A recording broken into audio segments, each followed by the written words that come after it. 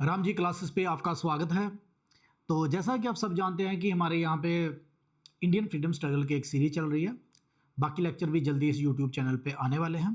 तो उसी सीरीज़ में आज ये नेक्स्ट लेक्चर है। सबसे पहले हमने एक लेक्चर लगाया था इंडियन फ्रीडम स्ट्रगल की क्रोनोलॉजी से, उसके बाद 1857 के रिवॉल्ट से, उसके बाद हमने किया था 1857 रिवॉल्ट से लेके 1905 तक, जिसमें कांग्रेस की स्थापना इंक्लूडेड थी। फिर 1905 से लेके 1920 तक, जिससे हम राइज ऑफ नेशनलिज्म कहते हैं। तो आज हम करेंगे 1920 से लेके 31 तक। जो 1905 से लेकर 1920 तक है, तब उस पीरियड को बोलते हैं राइज ऑफ नेशनलिज्म।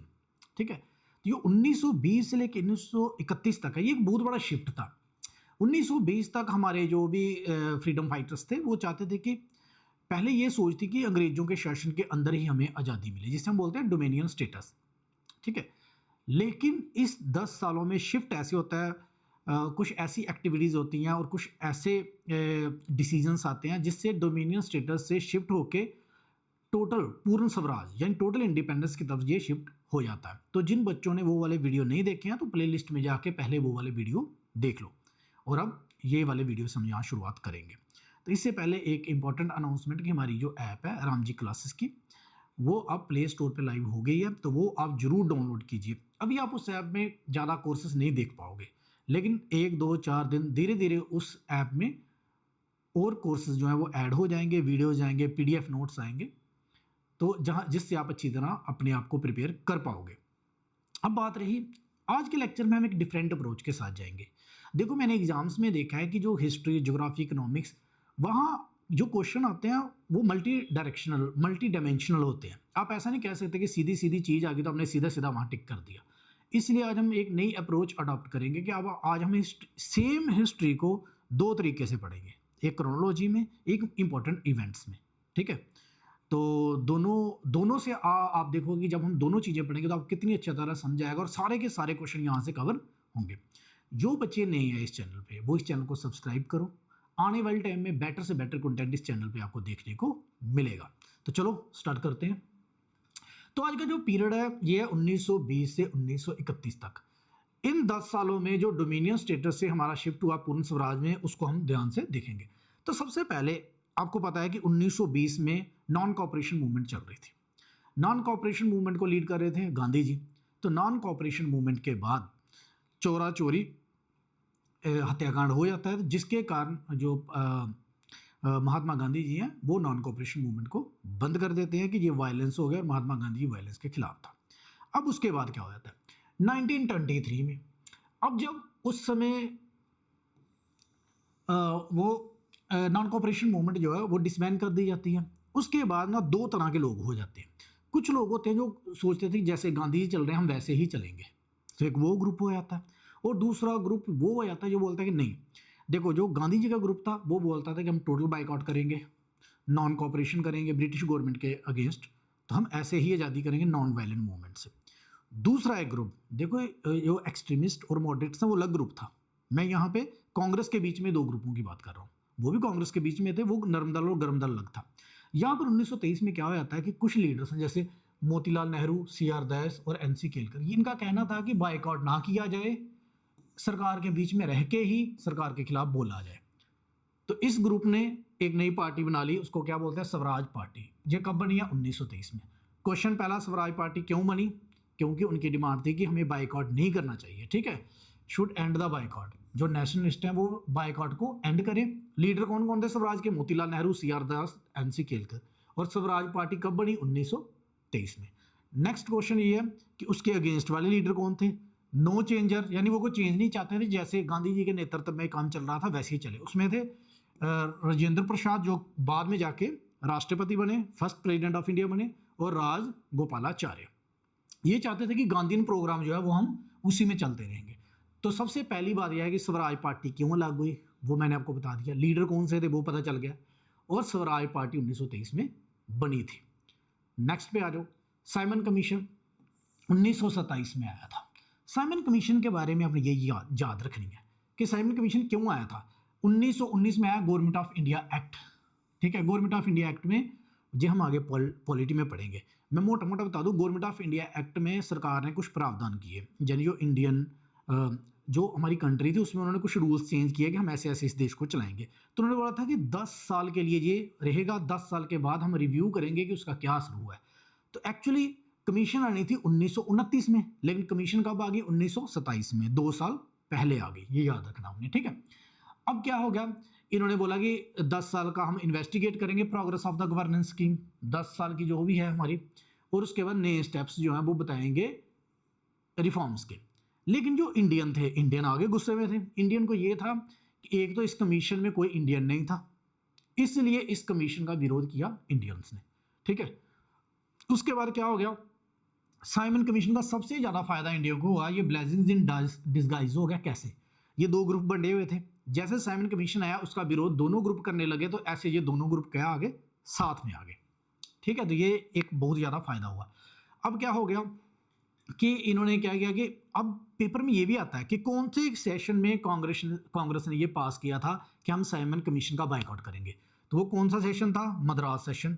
हर साल सेशन होता था, ठीक है। मद्रास सेशन हुआ था 1927 में, उसी में इन्होंने डिसाइड कर लिया कि हम साइमन कमीशन का क्या करेंगे, बॉयकॉट करेंगे at every stage and at every form, हर जगह इसका होगा, ठीक है। फिर क्या होता है, फरवरी 3, 1928 को पूरी हड़ताल हो जाती है, पूरा बॉम्बे बंद होता है जब बॉम्बे साइमन कमीशन आता है। जब वो इधर लैंड करता है बॉम्बे में, तो सारा बॉम्बे जो है वो बंद होता है। इसी दौरान क्या होता है, लाहौर में जो प्रदर्शन हो रहा था उसको लीड कर रहे थे लाला लाजपत राय। तो लाला लाजपत राय पे लाठी चार्ज किया जाता है, तो उसी लाठी चार्ज में इतने इंजर्ड हो जाते हैं, बाद में उनकी 17 नवंबर 1928 को डेथ हो जाती है, ठीक है। तब सबसे पहला क्वेश्चन, साइमन कमीशन कब आया? 1927 में। आना कब था? 1929 में। किस लिए आया था? वो 10 ईयर जो प्रोग्रेस थी गवर्नेंस की, गवर्नमेंट ऑफ इंडिया एक्ट 1919 की जो प्रोग्रेस थी 10 साल की, वो देखने के लिए आया था और नए स्टेप्स रिफॉर्म के लिए आया था। दूसरी बात, इससे हुआ क्या, जो स्वराज पार्टी थी, जो इनिशियल कांग्रेस के मेंबर थे, वो सारे एक प्लेटफॉर्म पे आ गए। एंड में क्या हुआ कि जब ये, अब कई बार ये भी कहा था किस डेट को आए थे साइमन कमीशन इंडिया में, ये आया था फरवरी 3, 1928 में। और इसी साइमन कमीशन के खिलाफ प्रदर्शन में ही लाला लाजपत राय इंजर्ड हुए, बाद में उनकी डेथ हो गई, ठीक है।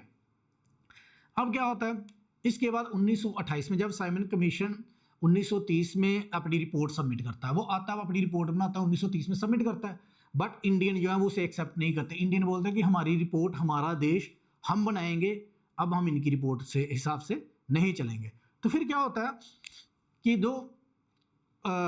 जो लॉर्ड ब्रिकहेड, ये याद रखना, लॉर्ड ब्रिकहेड ने इंडियन को चैलेंज किया कि भाई आप अपना बना लो, कांग्रेस वालों को बोला कि आप अपना कॉन्स्टिट्यूशन बना लो।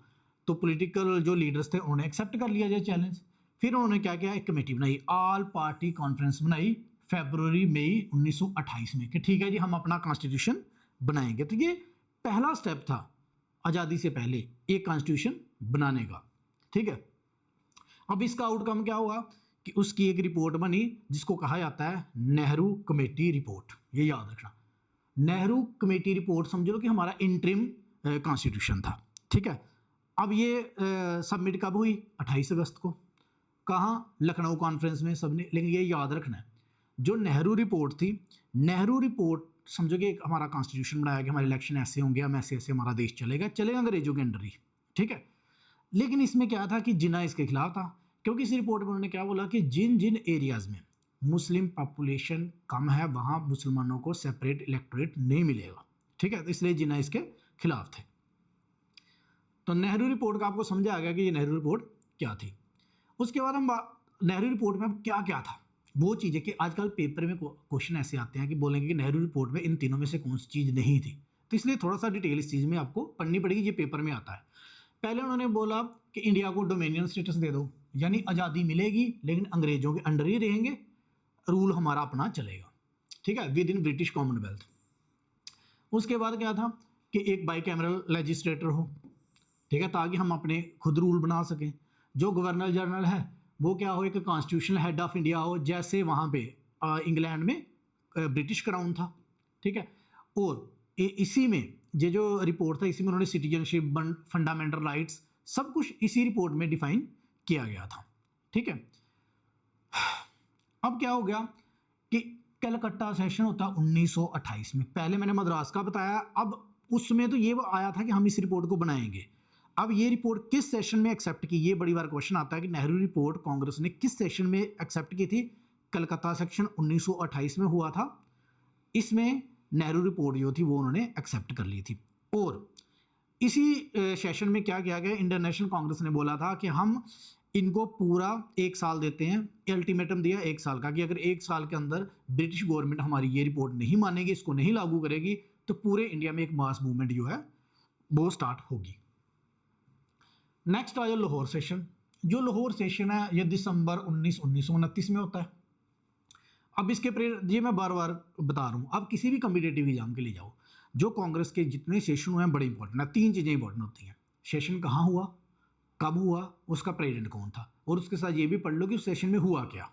ठीक है, अब ये 19 दिसंबर 1929 को प्रेसिडेंट कौन थे उस समय, सेशन में किसने प्रेजाइड किया, जवाहरलाल नेहरू ने। ठीक है, हुआ कहाँ, लाहौर सेशन। ठीक है, अब इन्होंने बात कर दी कि अब 1 साल हो गया था, इन्होंने बोला कि अब हम डोमिनियन स्टेटस की मांग नहीं करेगी, अब हमें पूर्ण साम्राज्य, कंप्लीट इंडिपेंडेंस चाहिए, अब हमें डोमिनियन स्टेटस नहीं चाहिए। तो पेपर में क्या क्वेश्चन आता है कि उस सेशन का नाम बताओ जब कांग्रेस ने कंप्लीट इंडिपेंडेंस के लिए आवाज़ उठाई थी। ठीक है, जब रेजोल्यूशन पास किया था, तो वो था लाहौर सेशन कब, 1929 में। ठीक है, अब इन्होंने क्या किया, 19 दिसंबर को ये किया, और 31 दिसंबर 1929 को इन्होंने ट्राई कलर फ्लैग जो है वो फहराया था। 26 है ना, अडॉप्ट किया ट्राई कलर फ्लैग, और उसके बाद 26 जनवरी 1930 को पहली बार इंडिपेंडेंस डे मनाया गया। क्वेश्चन पहला कि लाहौर सेशन कहाँ हुआ था, लाहौर सेशन कब हुआ था, 19 दिसंबर 1929। उसमें क्या रेजोल्यूशन पास किया गया, पूर्ण स्वराज, कंप्लीट इंडिपेंडेंस। ठीक है, डोमिनियन स्टेटस को छोड़ दिया गया। दूसरी बात, 31 दिसंबर 1929 को नया ट्राई कलर फ्लैग अडॉप्ट किया गया, तिरंगा। ठीक है, और सबसे पहला जो इंडिपेंडेंस डे मनाया 26 जनवरी 1930 को इन्होंने मनाया कांग्रेस ने, कि आज से हम आज़ाद हैं। उसके बाद एक और इम्पोर्टेंट है लाहौर सेशन के अलावा, शारदा एक्ट 1929। ये पेपर में काफ़ी बार आता है कि शारदा एक्ट क्या था। शारदा एक्ट क्या था कि इस एक्ट के अकॉर्डिंगली 14 साल से छोटी लड़की और 18 साल से छोटे लड़के की शादी नहीं हो सकती है, ये शारदा एक्ट था। अब इसका नाम शारदा एक्ट क्यों था, राय साहब हरविलास शारदा ने ये बिल प्रस्तुत किया था लेजिस्लेटिव असेंबली में 1928 में, जिसके कारण बाद में ये एक एक्ट बना। एक्चुअली इसमें क्या था, प्रोहिबिशन ऑफ चाइल्ड मैरिज, छोटे छोटे बच्चों की शादी हो जाती है, उसको रोकने के लिए ये बिल लाया था। तो ये भी कई बार आता है, ये भी याद रखना है, शारदा एक्ट 1929। ठीक है, नेक्स्ट आ जाओ डांडी मार्च। अब 1930 में क्या होता है कि अब टाइमलाइन पूरी हो गई है, अब कंप्लीट इंडिपेंडेंस की बात हो रही है। तो अब अलग अलग जगहों पे गांधी जी के नेतृत्व में, गांधी जी को फॉलो करते हुए पूरे देश में ऐसा माहौल बनने लगा कि अब हमें आज़ादी के लिए लड़ना पड़ेगा। तो सबसे पहले 1930 में होता है डांडी मार्च, इसे बोलते हैं साल्ट सत्याग्रह। पेपर में क्या आएगा, साल्ट सत्याग्रह किसे कहते हैं, डांडी मार्च को। कब हुआ, 1930 में। किसने स्टार्ट किया, गांधी जी ने। कहाँ से स्टार्ट किया, साबरमती आश्रम से, 12 मार्च 1990। ये 1930 है, ये 1990 नहीं है, 1930। For the small village Dandi to break the salt law, जो समंदर में जो नमक पैदा करती थी अंग्रेजी सरकार, उसमें अलाउड नहीं था कि कॉमन मैन जाके उसे ले सके। तो उस कानून को तोड़ते हुए महात्मा गांधी जी ने ये मूवमेंट स्टार्ट की, और जब वहाँ जाके उन्होंने हाथ में साल्ट लिया तो वहीं से स्टार्ट होती है सिविल डिसओबीडियंस मूवमेंट। ठीक है, इस मूवमेंट का नाम था सिविल डिसओबीडियंस मूवमेंट। और इसको और इसके अलावा अब पेपर में क्या आएगा, पहला आ गया डांडी मार्च कब हुआ, साल्ट सत्याग्रह को डांडी मार्च कहते हैं। कहाँ से स्टार्ट हुआ, साबरमती आश्रम को। किस डेट को, 12 मार्च 1930 को। ठीक है, ये किस लिए था, ये था साल्ट लॉ को चैलेंज करने के लिए। और यहीं से किस मूवमेंट की स्टार्ट होती है, सिविल डिसओबीडियंस मूवमेंट की। एक और चीज़ याद रखनी है, साल्ट सत्याग्रह साउथ में किसने स्टार्ट किया था, सी राजा गोपालाचार्य ने। किस जगह, तमिल में। एक और याद रखना है, एक और सत्याग्रह था वैकोम सत्याग्रह, ये पेपर में आता है। वैकोम सत्याग्रह को कौन लीड कर रहा था, के कालापन, और किस जगह, मालाबार में।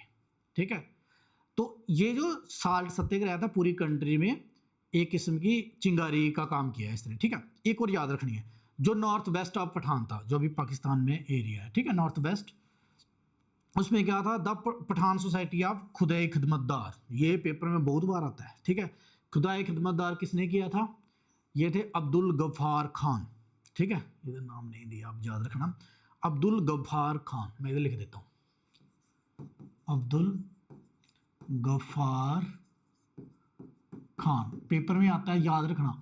और इन्हीं को ही क्या कहा जाता है, फ्रंटियर गांधी, याद रखना, पेपर में ये भी आता है, इन्हीं को फ्रंटियर गांधी कहा जाता है। और एक और इनके बारे में बहुत याद रखना, ये अकेला बंदा है जो पाकिस्तानी था, ये पार्टीशन के बाद पाकिस्तान में चला गया, इसको भारत रत्न अवार्ड दिया है, शायद 1987 में दिया था, ये याद रखना कि कितनी जबरदस्त पर्सनैलिटी होगा कि पाकिस्तानी होके इंडिया में इसको भारत रत्न का अवार्ड दिया गया है, ठीक है।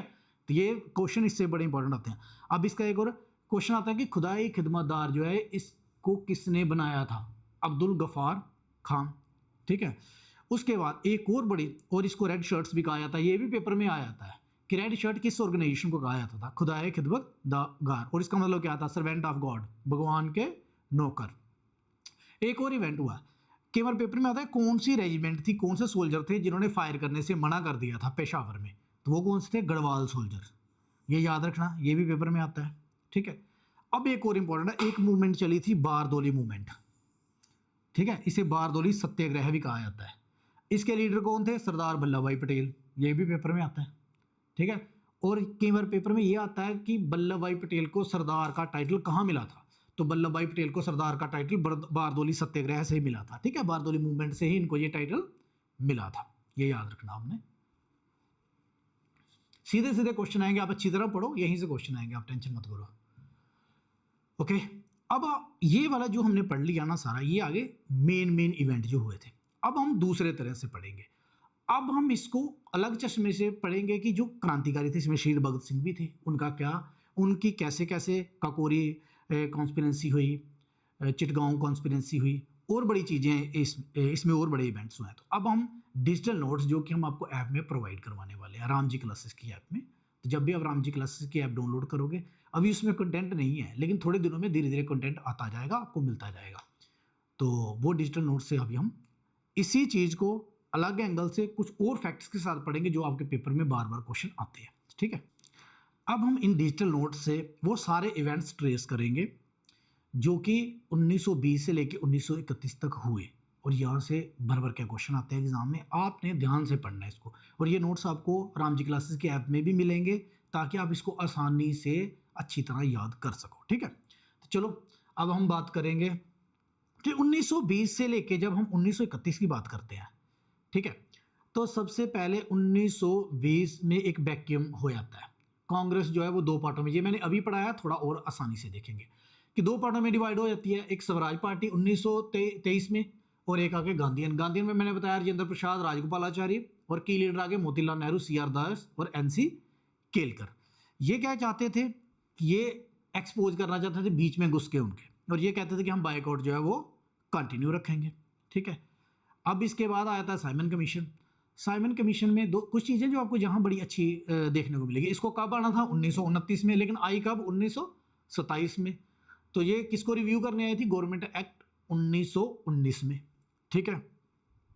तो ये इतने अच्छे नोट्स हैं ये कि इसको आप देखोगे ना, आपको सीधा सीधा इंटरेस्ट आएगा और एक एक स्लाइड आपके दिमाग में बस जाएगी। अब हम बात करते हैं कि जब बॉम्बे को लैंड हुआ फरवरी 3, 1928 को, तो कंप्लीट हड़ताल थी, ठीक है। उसके बाद पुलिस ने क्या किया, ब्रूटल लाठीचार्ज किया लाला लाजपत राय, जिन्हें लाइन ऑफ पंजाब, ये भी पेपर में क्वेश्चन आया था कि लाइन ऑफ पंजाब किसे कहते थे, लाला लाजपत राय। तो इनकी जो डेथ होगी वो कब होगी, 17 नवंबर 1928 को। अब हम बात करते हैं नेक्स्ट, ये देखो, अब जो लाला लाजपत राय, उनको जब इंजरी से डेथ होगी तो भगत सिंह जी ने सोचा कि अब तो हमें इसका बदला लेना है। तो शहीद भगत सिंह ने क्या किया, असैसिनेशन कर दिया JP सॉन्डर्स का, ये याद रखना है। किसकी डेथ की थी, JP सॉन्डर्स की, जो उस समय क्या थे, असिस्टेंट SP ऑफ लाहौर, ठीक है, assistant superintendent of police Lahore थे JP सॉन्डर्स, जिनकी उन्होंने डेथ कर दी, क्योंकि वही इंचार्ज थे, उन्होंने ही लाठीचार्ज का ऑर्डर दिया था लाला लाजपत राय के ऊपर, ठीक है। उसके बाद ये पकड़े नहीं जाते हैं, फिर बाद में क्या करते हैं, ये असेंबली में स्मोक बम फेंकते हैं, और उसके बाद उनका जो पर्पज़ था वो किसी को मारना नहीं चाहते थे, उनका पर्पज़ था not to kill but to make deaf hear, कि यानी जो बहरे हैं उनको सुनाने के लिए, ये ताकि अंग्रेजी सरकार इनकी बात सुने कि ये आतंकवादी नहीं है, ये देश के लिए लड़ रहे हैं। तो इसलिए इन्होंने वहाँ बम फेंका और बाद में कोर्ट में इन्होंने अपनी सारी बात रखी। अब इसके बाद क्या है, ये रेवोल्यूशन। अब ये कुछ इवेंट्स हैं, ये एग्जाम में आते हैं, ये आपने ध्यान से देख लो, इसमें ना कुछ चीज़ें देखनी है। देखो 1924 में HRA फॉर्म होती है। HRA क्या है? हिंदुस्तान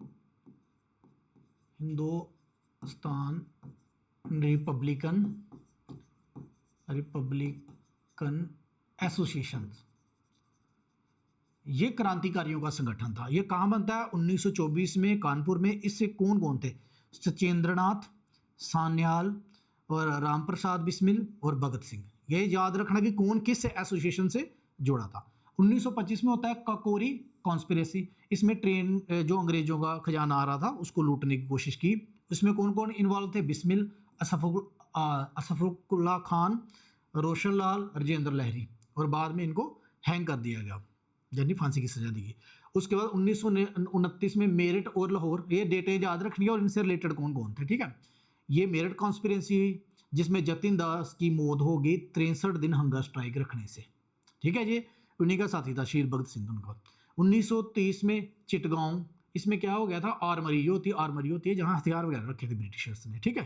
तो ये किसने लीड किया था इसको? सूर्य सेन। ये पेपर में क्वेश्चन आते हैं जो आप बोलते हो ना यार हमने पढ़े नहीं है, हमने हर जगह लेक्चर अटेंड किए, कोर्स खरीद लिए, लेकिन कुछ चीज़ें हमने नहीं बताएगी जो एग्जाम में आती हैं, ठीक है।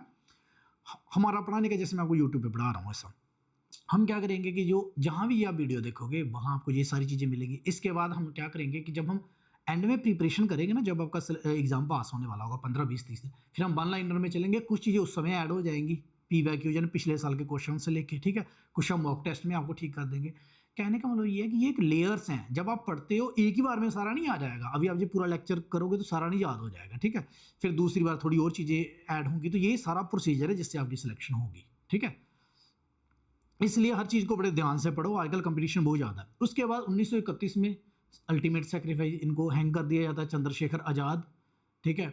और उसके चंद्रशेखर आज़ाद जो अल्फ्रेड पार्क में अपने आप को शूट डाउन कर लेते हैं। और उसके बाद भगत सिंह, सुखदेव और राजगुरु, इनको 23 मार्च को हैंग कर दिया जाता है, ठीक है। अब इसके बाद हम देखते हैं, ये नेहरू रिपोर्ट है। नेहरू रिपोर्ट के बारे में मैंने आपको बता दिया। उसके बाद ये की प्रपोजल नेहरू रिपोर्ट के, डोमिनियन स्टेटस। उस समय डोमिनियन स्टेटस की बात हो रही थी, बाई कैमरल लेजिस्लेटर और राइट्स, जो इंडियन के सिटीजन्स के राइट्स थे वो बताए जा रहे थे। जिन्होंने इसके अगेंस्ट वोट किया था क्योंकि वो नेहरू रिपोर्ट में जो मुस्लिमों के राइट्स थे उसको लेके वो खुश नहीं थे। कोलकाता सेशन 1928 में, इसमें क्या था कि जो ओल्ड लीडर थे वो कंप्लीट इंडिपेंडेंस के खिलाफ थे, लेकिन सुभाष चंद्र बोस ने कहा कि नहीं जी अब हमें इंडिपेंडेंस चाहिए इमीडिएटली, अब हम और वेट नहीं कर रहे। और कांग्रेस ने नेहरू रिपोर्ट एक्सेप्ट की और 1 ईयर का अल्टीमेटम दिया ब्रिटिशर्स को कि अगर ब्रिटेन हमारी ये एक्सेप्ट नहीं करेगा 31 दिसंबर 1929 तक, तो Congress would launch a mass movement for complete independence. ये याद रखना आप लोगों ने, 1 साल का दिया था। उसके बाद लाहौर सेशन होता है। लाहौर सेशन को प्रेसिडेंट कौन थे? जवाहरलाल नेहरू। ये याद रखना, पेपर में आता ही है। लाहौर सेशन क्यों इंपॉर्टेंट माना जाता है? क्योंकि कंप्लीट इंडिपेंडेंस यानी पूर्ण स्वराज की डिमांड लाहौर सेशन में हुई थी, ठीक है। डोमिनियन स्टेटस को हटा दिया गया था कि अब हम इसकी बात नहीं करेंगे। और 26 जनवरी 1930 को फर्स्ट इंडिपेंडेंस डे माना गया था कि अब आज से हम आज़ाद होंगे। लाहौर सेशन काफ़ी, हाँ एक और आता है कि कौन सी रिवर के किनारे हुआ था? ये रावी रिवर के किनारे हुआ था, ये याद रखना, ठीक है। रावी रिवर के किनारे ये सेशन हुआ था। उसके बाद क्या होता है? एंड में साल्ट सत्याग्रह होता है 1931 में, ठीक है। और साल्ट सत्याग्रह से सिविल डिसओबीडियंस मूवमेंट जो है वो पूरे इंडिया में फैल जाती है। ये रहे अब खान अब्दुल गफ्फार खान, फ्रंटियर गांधी भी कहा जाता है इनको। इन्होंने रेड शर्ट्स यानी खुदाए खिदमतदार को जो है वो मोबिलाइज़ किया। गढ़वाल सोल्जर ने रिफ्यूज़ किया फायर ऑन सिविलियन पे। ये सारे क्वेश्चन आते हैं। ये वही, ये याद रखना आपने, हीरो ऑफ वेकम कौन थे? के केलापनम। उसके बाद साल्ट सत्याग्रह को साउथ में किसने लीड किया? सी राजा गोपालाचार्य ने। तो 2-3 बार चीज़ें पढ़ने से, बारदोली का मैंने बताया सरदार वल्लभ भाई पटेल ने किया था, यहीं से इनको सरदार की उपाधि मिली थी। शारदा एक्ट कब आया? 1929 में। इसका क्या लॉ था कि 14 साल से छोटी बच्ची और 18 साल से छोटे लड़का ये शादी नहीं कर सकते हैं। चाइल्ड मैरिज को प्रोहिबिट किया गया था शारदा एक्ट में, ठीक है। अब ये छोटी ही समरी 1920 से 1930। 1930 में स्वराज पार्टी और गांधीयन 2 पार्टों में डिवाइड हो जाते हैं। 1927 में साइमन कमीशन आ जाता है। 1928 में लाला लाजपत राय की डेथ हो जाती है। 1929 में लाहौर में पूर्ण स्वराज की मांग हो जाती है। 1930 में डांडी मार्च सिविल डिसोबीडियंस मूवमेंट हो जाती है। 1931 में भगत सिंह, राजगुरु, सुखदेव और चंद्रशेखर आजाद जो है वो शहीद हो जाते हैं। हाँ, और 1931 में सारे जो भी लोग थे वो सारे सिविल डिसोबीडियंस मूवमेंट में कूद जाते हैं। ऐसे ये जो हमारी डोमिनियन स्टेटस की डिमांड थी वो पूरे फ्रीडम स्ट्रगल, फुल इंडिपेंडेंस यानी पूर्ण स्वराज की मांग तक पहुंच जाती है। अब हम नेक्स्ट वीडियो में 1931 से आगे जो 17 साल है उसमें देखेंगे, उसमें काफ़ी कुछ क्लियरिटी रहेगी इंडिपेंडेंस में और काफ़ी चीज़ें वहाँ से क्वेश्चंस में आती हैं। ठीक है, तो आने वाले लेक्चर में हम 1931 से 1947 तक freedom struggle one by one पढ़ेंगे। अगर आपको वीडियो अच्छा लगा है तो चैनल को सब्सक्राइब कीजिए, वीडियो को लाइक कीजिए, शेयर कीजिए और अपने रिव्यूज़ कमेंट में ज़रूर दीजिए, जिससे हमें पता चले कि आप इस वीडियो को कितना अप्रिशिएट कर रहे हो। दूसरी बात, ऐप को ज़रूर डाउनलोड कीजिए, अभी उसमें कंटेंट नहीं है, जल्दी उसमें अच्छा कंटेंट आ जाएगा जो कि आपके एग्जाम पॉइंट ऑफ व्यू के लिए बहुत ही इंपॉर्टेंट होगा। आज तक आप छोटे मोटे कोर्सेज खरीद के या आधी अधूरी नॉलेज से एग्ज़ाम देते आए हो, हमारे साथ जुड़ो, हम आपको ज़बरदस्त तरीके से तैयारी करवाएंगे। आपने डेडिकेटेडली हमारे साथ जुड़ना है, अच्छी तरह मेहनत करनी है, आपको गवर्नमेंट जॉब डेफिनेटली मिलेगी अगर आप अच्छी तरह से तैयारी करोगे। तो अगर आप किसी भी एग्ज़ाम की तैयारी कर रहे हो, JK, SSB, SSC, रेलवे, तो हम इस चैनल को सब्सक्राइब करना ना भूलें।